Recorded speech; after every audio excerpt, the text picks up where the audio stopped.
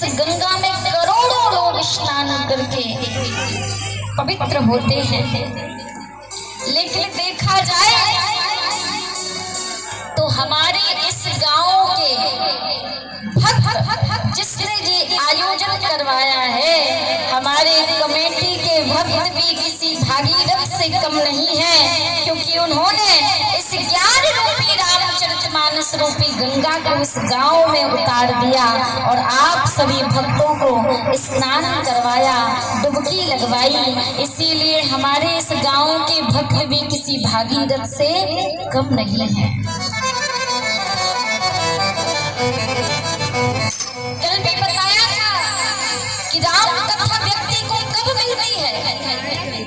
बोले अगर अच्छी बहू मिल जाए तो समझ लेना कि सौभाग्य है। अच्छी बहू आपको सौभाग्य से मिल सकती है, अच्छा बेटा आपको सौभाग्य से मिल सकता है, अच्छा ज्ञान आपको सौभाग्य से मिल सकता है, अच्छा परिवार आपको सौभाग्य से मिल सकता है, अच्छा धन आपको सौभाग्य से मिल सकता है, अच्छा बल आपको सौभाग्य से मिल सकता है। लेकिन भगवान की कथा ये सौभाग्य से नहीं बल्कि भगवान राम की कृपा से मिलती है, भगवान राम की कृपा से मिलती है। इसीलिए कहते हैं रामचरितमानस में गोस्वामी तुलसीदास जी महाराज के जा पर कृपा राम की होली,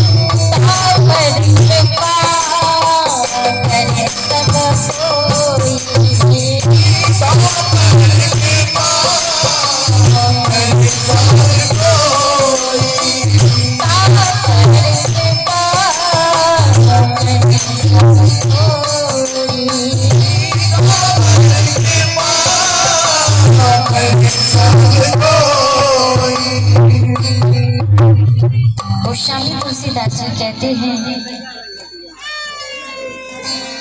कि जा पर कृपा राम की होई, ता पर कृपा करे सब कोई।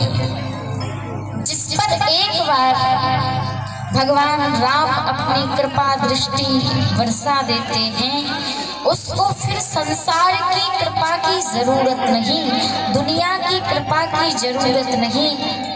क्योंकि जब एक बार संसार बनाने वाला अपनी कृपा दृष्टि आपके ऊपर कर देता है तो फिर दुनिया की शरण में जाने की क्या आवश्यकता, दुनिया की कृपा पाने की क्या आवश्यकता।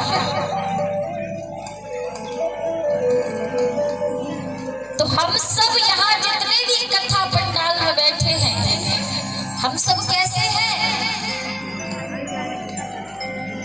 जिस पर भगवान की अनन्य कृपा है, अनन्य कृपा। क्योंकि अनन्य कृपा है तभी तो कथा पंडाल में बैठकर भगवान की राम कथा को हम श्रवण कर रहे हैं, सुन रहे हैं। क्योंकि राम कथा सुनना हर किसी के वश की बात नहीं है। और अगर आप राम कथा सुन भी लोगे तो राम कथा को अपने हृदय में बिठाना बहुत कठिन बात है। क्योंकि शरीर को कथा सुनाना जितना सरल है, लेकिन मन को कथा सुनाना उतना ही कठिन है। बताइए, आप 3 घंटे बैठकर राम कथा को सुन रहे हो, लेकिन आपका मन टॉकीज में फिल्म देखने चला गया, तो आप कथा खूब सुनते रहो लेकिन आपके पल्ले कुछ पढ़ने वाला नहीं है। ये राम कथा क्या है? बोले सिंघनी का दूध है। क्या है? सिंघनी का दूध, शेरनी का दूध। और शेरनी के दूध विशेषता होती है क्या कि शेरनी का दूध केवल 2 स्थानों पर ही ठहरता है। कहाँ कहाँ? एक तो सोने के पात्र में और दूसरा उसके बच्चे के पेट में। तो ये राम कथा क्या है? शेरनी का दूध। जब तक इस हृदय को सोने का स्वर्ण पात्र नहीं बनाओगे तब तक ये राम कथा टिकने वाली नहीं है। ये आपके हृदय को ये मिट्टी के पात्र में रखने वाली वस्तु नहीं, ये तो स्वर्ण पात्र की वस्तु है। और जब स्वर्ण पात्र में इस कथा को रखोगे तो ये कथा ठहरेगी, और मिट्टी के पात्र में इस राम कथा को रखोगे तो ये मिट्टी के पात्र को फाड़ कर बाहर निकल जाएगी। ये है इस राम कथा की विशेषता प्यारे।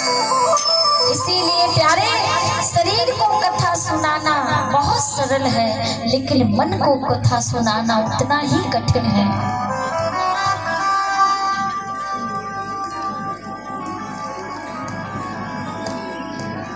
और एक बार ये राम कथा आपके हृदय में जाकर बैठ गई तो इस व्यास मंच से कहती हूँ प्यारे, ये राम कथा आपका जीवन बदल देगी प्यारे। ये राम कथा आपका जीवन बदल देगी, क्योंकि राम कथा केवल सुनने वाली कथा नहीं है, ये अपने हृदय में उतार लेने वाली कथा है, अपने जीवन में उतार लेने वाली कथा है।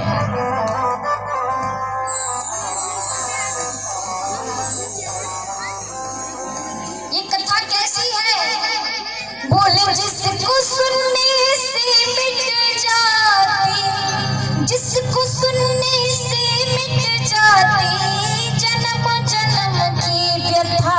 हो जय जय राम कथा, हो जय जय राम कथा, हो जय जय राम कथा, हो जय जय राम कथा। हमारे जीवन की व्यथाएं नष्ट हो जाती हैं, हमारे जीवन की व्यथाएं समाप्त हो जाती हैं। ये है वो राम कथा। और राम कथा में प्रत्येक व्यक्ति के लिए सीख है। राम कथा में बताया गया है कि एक पिता का पुत्र कैसा होना चाहिए, एक बेटा कैसा होना चाहिए, ये केवल राम कथा सिखाती है। आज जो हमारे इस संसार में जो विडंबना चल रही है कि बेटा जब बड़ा होता है तो माँ बाप को वृद्धाश्रम भेज देता है, लेकिन राम कथा ये सिखाती है, उन बेटों के लिए सीख है क्या, एक बेटा कैसा होना चाहिए। गोस्वामी तुलसीदास जी कहते हैं कि प्रातः काले उठ के रघुनाथ